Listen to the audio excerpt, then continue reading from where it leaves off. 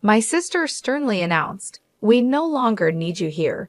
Please leave the place where you work from home. You're just living off us," with a tone that signaled she was done discussing it.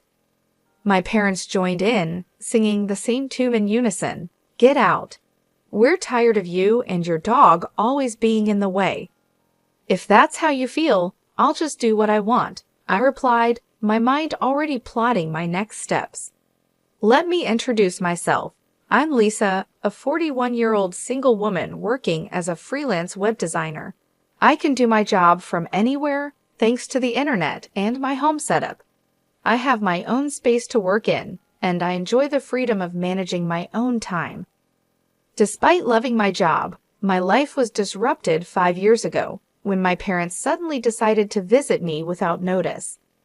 As soon as they walked into my house, they began to look around and soon started a conversation that hinted at major changes ahead. "This house is quite spacious, Lisa," my mother observed, looking around.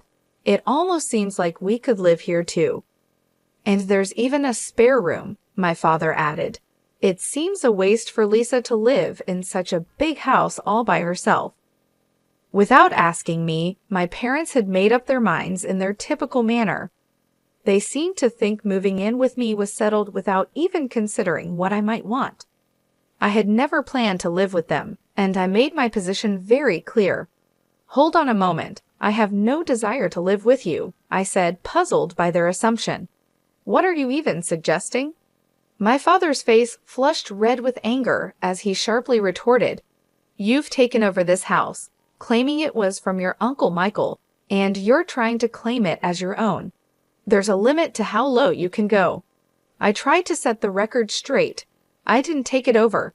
I had a proper discussion with Uncle Michael, and he willingly transferred it to me, I explained. Despite my protests, my parents had already decided to move in.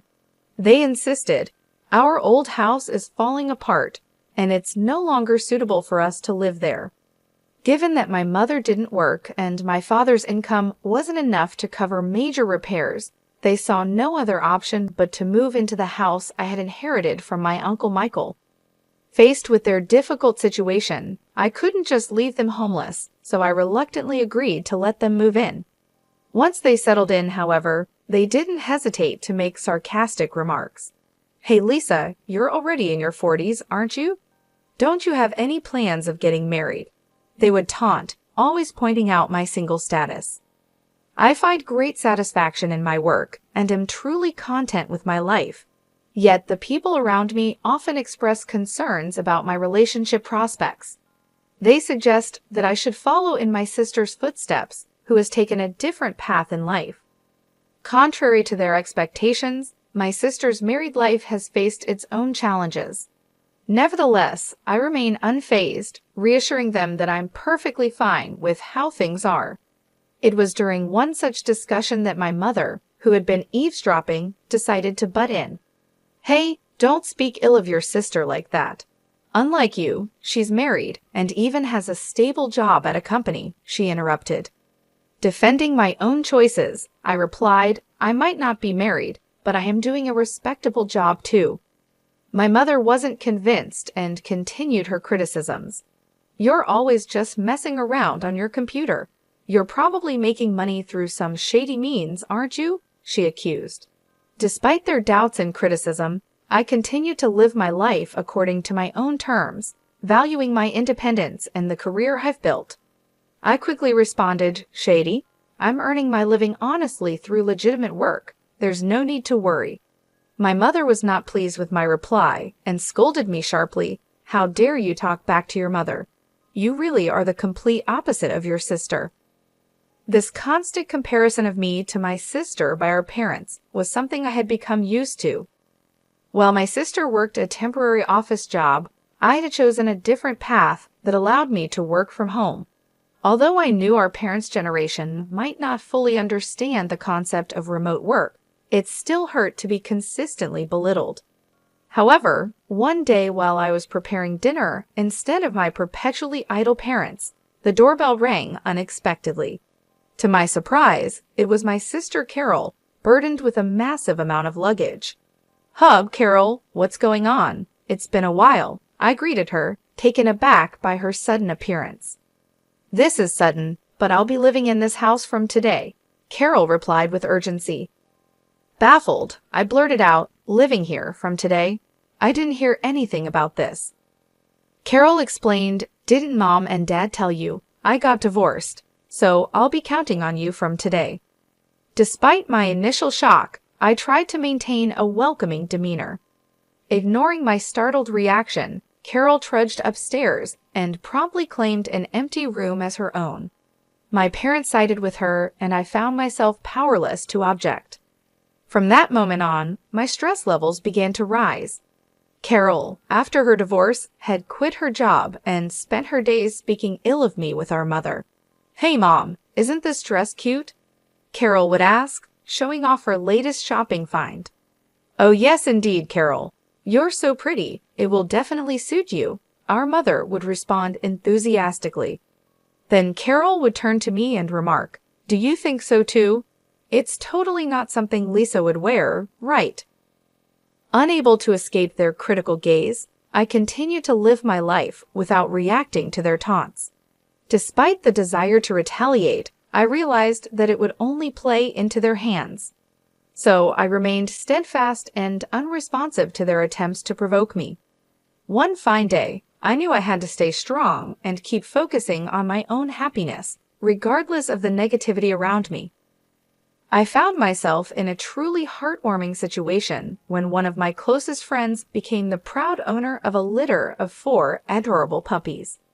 This significant event sparked a series of changes that would enrich my life tremendously. The moment I saw those precious pups, I felt a deep connection. After careful thought, I decided to adopt a little black Chihuahua from the litter. I named him Charlie. Charlie was a bundle of joy, his round eyes sparkling with mischief.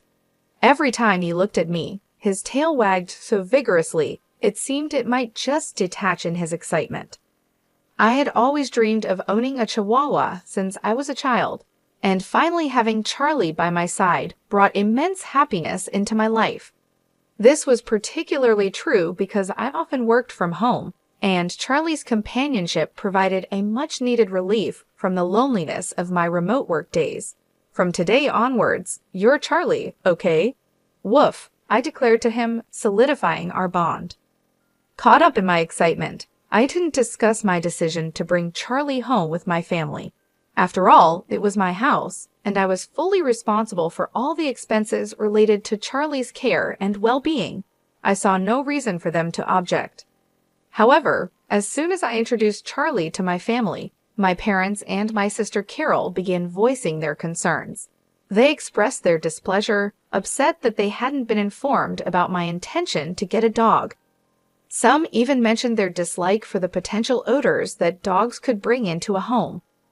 My parents and Carol were quite vocal in their disapproval, I recalled. "Hey, we didn't hear anything about you getting a dog," they protested. "Dogs smell, don't they? I hate odors," someone added. "Lisa, how could you just bring a dog home without consulting us?" They continued to scold me. Despite their complaints, I stood my ground and firmly defended my decision. It's my house, and I decided that Charlie and I needed each other. "His presence here is a source of joy, not a cause for complaints," I asserted. I was prepared to show them that Charlie's presence was a blessing, hoping they would soon see him as I did. I explained to them that Charlie wasn't some random street dog. He was a gift from a friend. I also emphasized that I was the one covering all the expenses for Charlie's care and maintenance, so they really had no grounds to complain. "What I choose to keep in my house is my business," I added firmly. "If you have any complaints, you're free to leave." Initially, their annoyance was clear. They were visibly frustrated and upset. However, within just a few hours, a miraculous change occurred. Charlie's undeniable cuteness completely won them over. They couldn't stop doting on him, playfully asking, "Aren't you cute? Are you mummies, daddies, or are you sissies? Look over here, sweetheart." It was as though their frustration had just evaporated into thin air. My entire family had fallen head over heels in love with Charlie. and his presence managed to bring about a remarkable transformation in their attitudes. From that point on, our home was filled with constant adoration for Charlie. Thanks to him, the previous hostility directed towards me began to fade, and I was able to enjoy relatively calm and harmonious days with my family. However, as life tends to go, a disruptive event occurred one day that broke the peace we had come to enjoy. While I was out running an errand, I received an urgent call from my sister, Carol. She sounded agitated and demanded, "Come back home now." Startled by her urgent shout, I asked her what had happened. She unleashed her frustration over the phone, shouting back, "It's not what happened. It's what Charlie did. He did his business on my clothes. What if they smell?"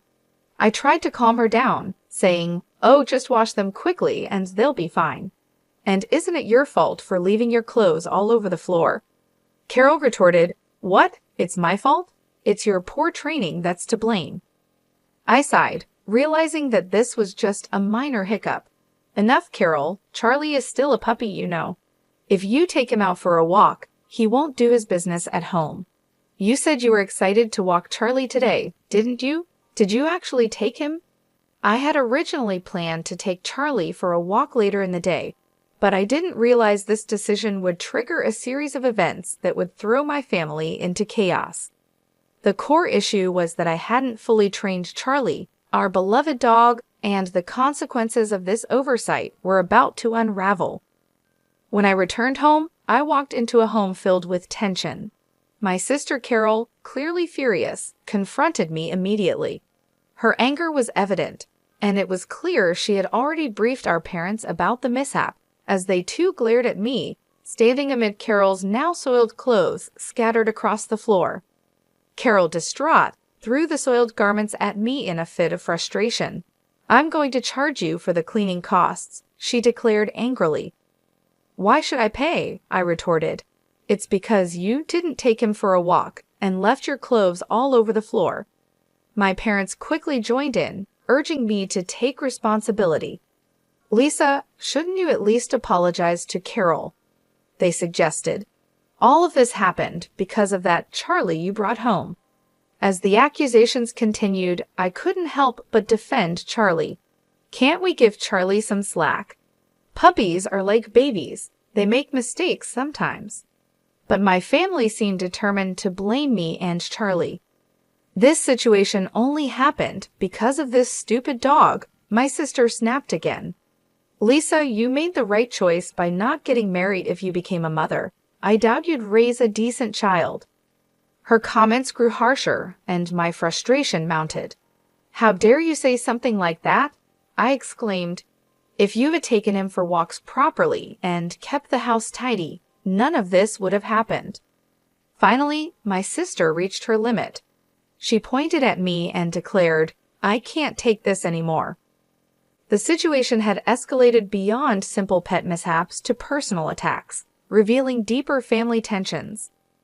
Despite the hostility, I knew it was essential to remain calm and address each issue thoughtfully, prioritizing Charlie's training and our family's need for better communication and understanding. "I don't need you or this dumb dog. Get out of this house." The words struck me like a ton of bricks. "What?" I stammered in disbelief. "Didn't you hear me? I said get out. We don't need a home-wrecking freeloader here," my sister continued harshly. Her accusation cut deeply, especially since she knew all too well that I was currently without a job. I was stunned. Who did they think was covering the household expenses? It was me. As I stood there, bewildered by my sister's outrageous claims, even my parents joined in, supporting her view. "That's right, Lisa. Leave this house. Your presence only makes us feel worse," they echoed. I had reached my breaking point. "You're all jinxes. Just get out," they shouted together, their voices echoing off the walls. "That's it. I've reached my limit," I finally burst out. "If this is how it's going to be, just wait." With that declaration, I decided to take control of the situation. I quickly packed my belongings and left the house with Charlie wrapped in a towel. As I walked away, thoughts of revenge flickered through my mind, but I knew this saga was far from over. A few days later, as expected, my sister reached out to me in a panic. "Lisa, help! What happened to the house all of a sudden?" she asked, her voice filled with anxiety and desperation. Curious about this new twist in our ongoing family drama, I inquired, "What happened? Why do we suddenly have to leave?" "We were told to leave by the end of this month," she replied, her voice trembling with stress. The realization hit me hard, and I couldn't help but wonder if this was the universe's way of teaching my family a lesson about compassion and understanding. "Ah, so what's the problem here? Why do we suddenly have to leave?" Carol's voice quivered as she struggled to grasp the situation. "I've made the decision to sell the house," I told her firmly. I stated calmly, and Carol froze, disbelief clear in her trembling voice. "What do you mean you've decided to sell it? You don't have the authority," she stammered. "A month ago, the house officially became mine, a fact I had kept to myself until now," I explained. "Yes, I received the house from Uncle Michael, and the title is in my name," I revealed, causing Carol to react with shock. "You're kidding, right?" Her skepticism was evident. "Even if the title was transferred to you by Uncle Michael, you can't just sell it like that," she argued. "I understand your concern," I reassured her, "but right after you told me to leave, I consulted with Uncle Michael.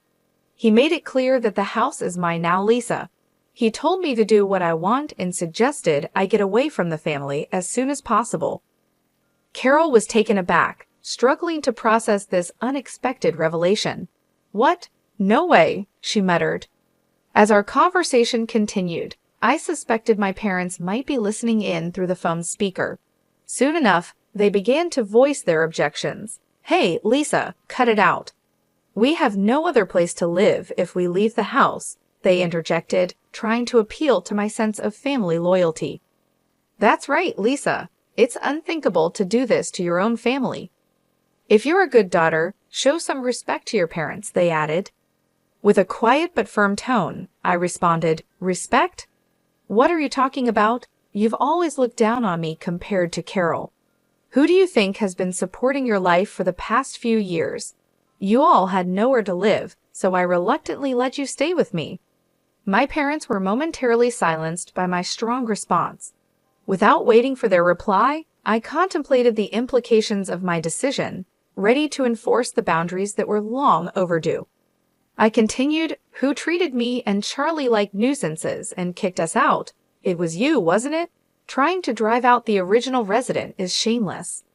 My father, his voice full of plea, responded, "Please, Lisa, help us. We're sorry." But I had had enough. "I don't care. Fend for yourselves," I said resolutely. With that, I abruptly ended the call and blocked all my family members' contacts.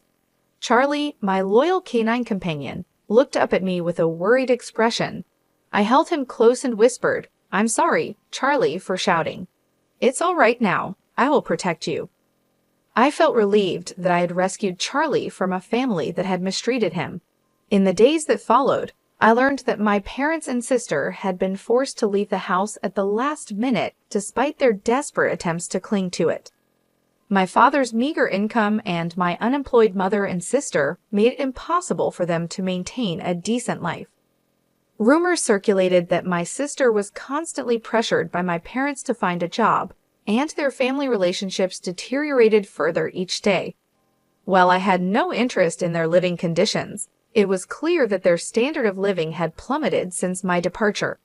It was a classic case of reaping what they had sown, and I couldn't help but feel a sense of vindication. Meanwhile, I enjoyed a fulfilling life in my new pet-friendly apartment, free to work on my terms without anyone complaining. All my earnings were solely for myself and Charlie. I was genuinely content with my life. "Charlie, let's go to the dog park today," I said with a smile. Charlie seemed livelier, perhaps because that noisy family was no longer a part of our lives. From that day forward, I was determined to protect Charlie for the rest of our lives and lead a peaceful and happy existence.